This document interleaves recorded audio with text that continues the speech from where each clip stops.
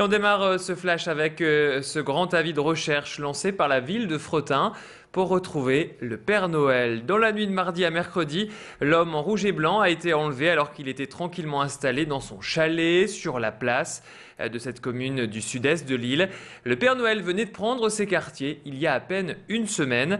C'est la deuxième année consécutive que Fretin se fait voler cette figure de Noël. Du coup, pour l'instant, la ville a décidé de ne pas le remplacer.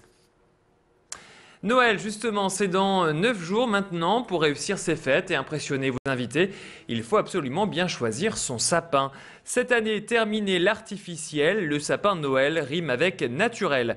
Reste un épineux problème, quelle variété choisir? Norman, Epicéa ou Nobilis, chacun a ses avantages. La star reste tout de même le Norman car ses aiguilles résistent bien à la chaleur et mettent du temps avant de tomber. Mais il est un peu plus cher que l'épicéa. Alors, je vous propose justement d'écouter ces conseils d'un expert recueilli par Baptiste Blic. Les gens recherchent surtout du sapin Norman, du Norman coupé en fait, parce qu'ils cherchent un beau sapin de Noël. Norman est bien touffu en général. Et il garde très bien ses aiguilles. Après, les épicéas classiques gardent beaucoup moins bien en fait. Gardent beaucoup moins bien les aiguilles. Donc c'est vraiment ça que les gens cherchent en fait. Les clients qui ont l'habitude d'avoir leur sapin de Noël naturel cherchent le Norman. Ensuite, il y a les gens qui viennent aussi pour avoir l'odeur. Donc ils vont plus partir sur des autres variétés. Sapin du Colorado, qui est du Pungens, qui dégage une très forte odeur. Ou du sapin Nobilis en fait, non coupé. Et puis comptez entre 10 et 40 euros le sapin en fonction du type et de sa taille.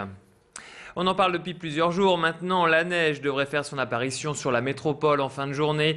Elle devrait être mélangée à de la pluie.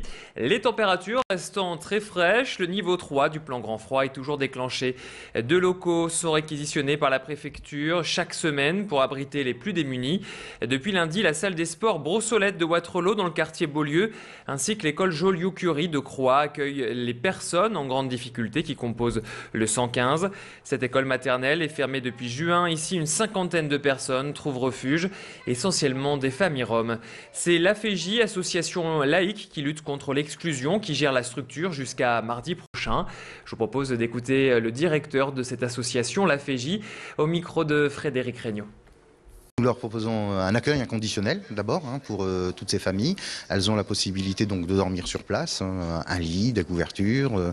Elles ont un repas le soir, un petit déjeuner, un repas le midi et une écoute aussi attentive des travailleurs sociaux qui permettent de regarder un petit peu les situations administratives et regarder aussi s'il y a une possibilité de les orienter après cette période de mise à l'abri vers des dispositifs plus classiques. Nous faisons en sorte aussi que la scolarité des enfants puisse se poursuivre dans des conditions normales, quitte à organiser les transports avec les familles. En janvier prochain, le prix des cartes grises va flamber dans la région. Depuis hier, les élus du conseil régional se réunissent pour voter le budget 2011 et le tarif des cartes grises va augmenter de 40%. Le cheval fiscal va faire un bond de 32 à 45 euros. Plusieurs justifications. Le conseil régional cherche à combler un trou de plus de 22 millions d'euros dû au désengagement de l'État. Les élus socialistes avancent également que le prix de la carte grise n'a pas augmenté depuis 2003. En moyenne, les nordistes changent de voiture tous les 6 ans. Cette hausse représente donc 1 euro de plus par mois à débourser. Le groupe UMP condamne cette mesure et a fait savoir qu'il votera contre. Je vous propose d'écouter les justifications de Bernard Roman, premier vice-président, au micro de Frédéric Regnault. Si nous pouvions faire autrement, nous le ferions, mais il faut prendre la mesure des choses. Vous savez, par exemple, l'État vient de rétablir la TVA à 20%, à 19% sur l'abonnement téléphone, télévision, Internet. Ça va faire une augmentation de 6 à 8 euros par mois pour tous les habitants de la région. C'est 8 fois plus que ce que nous leur demandons. Donc il faut quand même qu'on prenne la mesure des choses. Je vois bien des grands titres, ça augmente de 40%. Non, c'est 1 euro par mois que l'on va prendre aux habitants. On passe maintenant à cette information à Roubaix. Ça glisse à nouveau à Roubaix sur la Grand Place. C'est cadeau. Depuis ce week-end, les habitants sont invités à ressortir leurs patins pour profiter des 600 mètres carrés de glace. Cette patinoire est ouverte tous les jours de la semaine, avec parfois des nocturnes. C'était le cas hier. Une ambiance de discothèque régnait avec jeux de lumière et 2 DJ aux platines. Les jeunes ont pu se déhancher, patins aux pieds, de 20h à 23h. Le tout pour la modique somme de 3 €. Boisson à volonté comprise. Je vous propose d'écouter l'organisateur de cette grande soirée au micro de Frédéric Regnault. Le patinoire a commencé le week-end dernier et jusqu'à la fin des vacances scolaires. Et chaque année, depuis une petite dizaine d'années maintenant, on organise une soirée qui est spécialement réservée aux étudiants, de Roubaix ou d'ailleurs. En plus, ce qui est assez sympa, c'est qu'on leur offre le vin chaud, le chocolat chaud, des boissons fraîches, des sandwichs. Voilà. Je pense que c'est intéressant pour 3 € de pouvoir pratiquer la glace comme ça, dans un contexte assez sympa, et ça se passe bien à tout point de vue.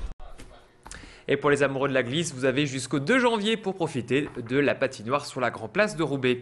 Et puis on termine ce flash avec ce décompte 352 jours d'enlèvement déjà pour Hervé Guéquière et Stéphane Taponnier. Il y a quasiment un an, nos confrères de France 3 ont été pris en otage en Afghanistan alors qu'ils effectuaient un reportage pour le magazine Pièces à conviction. Demain, le club de la presse Nord-Pas-de-Calais poursuit sa mobilisation pour demander leur libération. À midi, une grande banderole avec leur visage sera déployée sur la Grande Roue à Lille, sur la Grand Place, en présence du cousin d'Hervé Guéquière. Je vous rappelle que le journaliste est originaire de Marc-en-Barœul. C'est la fin de cette édition. Merci de l'avoir suivi. Tout de suite, la météo.